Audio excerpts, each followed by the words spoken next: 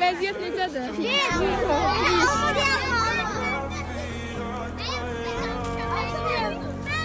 Mən aşı da yaxşı qaldım. Yaxşı, yenə də piknik eləyək. Sizin kimləriniz satırım. Abla, salam, adımı yazdım.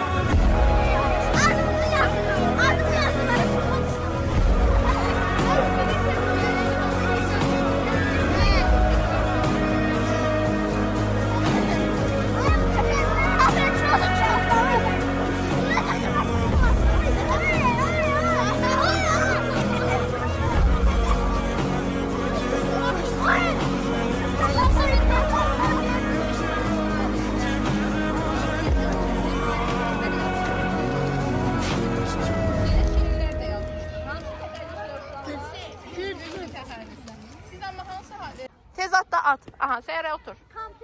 Kompleksdəki ən böyük xəstəxana adı nə idi? Tez tez. Nə idi? Mən nə seçdim Türkçe? Mən bilirəm, mən açım da Şəfayevi. Əyləş. Sonra sən Xədicə yadında qalandan de. Tez tez. Kim varsa, sual varsa tez tez. Bilməm, sualdan da deyək. Nəsim düzün neçənci ildə doğulmuş? Saçdı. 501-ci ildə. Bəli, əyləş. Yaxşı. Ver. Yaxşı, yadınızda qalandan uşaqlar əvvəlki mövzular da ola bilər. Mən tutam. Mən 1359. Düz deyir Nicat. Aha. Fəzullah Rəşəddi neçənci ildə doğulmuş? Fəzullah Rəşdəti. 1101. 1200. Səhvdir mənim. Səhvdir. 1247, bəli. Sonra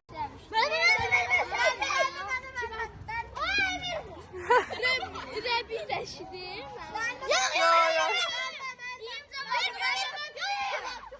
Filaçı xanım.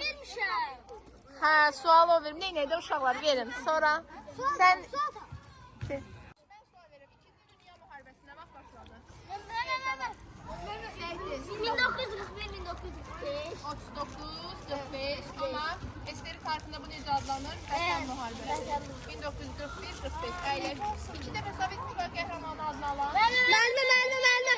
Fəzli Aslanov. 3 dəfə Sovet İttifaqı qəhrəmanı adını alan. Aprel döyüşlərinə başladı. Mən. Bəli. Bəs Vətən müharibəsi 2-ci Qarabağ müharibəsi. Sentyabr 10 noyabr. 10 noyabr. 10 noyabrda bitti. Yaxşı. İlham Əliyev 8 noyabrda nəyi bəyan elədi? Müəllimə. Uşaq azad edildi. 3 tərəfli bəyanat uşaq. Ermənistan, Rusiya, Azərbaycan. Ermənistan, Rusiya, Azərbaycan. Bəli. Buraya bax bakalım. Üç tərəfli bəyanat.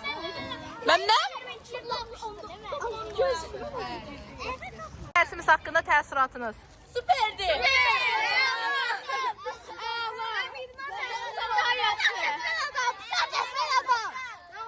Sizin kimi müəllimlər rekorlar kitabına girməlidir. Mənim ən yaxşı tarix müəlliməsi bizim müəllimimizdir. Nihat. O bir yerə bax. Unutmayın abone olmağı unutmayın ve bildirişləri də açın. Yorum yazın. Nihat sən nə deyirsən? Çox sağ ol. Bugün uşaqlar bilirsiniz də bizim üçün bu yerə sərdiyiniz xalçaları gətirən Nicatdır. Nicat, bugünkü dərsimiz haqqında təəssüratın nə ola bilərdi? Çox yaxşı idi. Həmişə çəkməyə dərslər. Həmişə belə dərslər olsan, bu olmasa yaxşı. Artıqdır bu. Artıq. Hər dərsdə bir də artıq olsaydı. Mən vitamin aldım. Sağ söylədiniz ki. Dostlar kanalımıza like atıp abone olmayı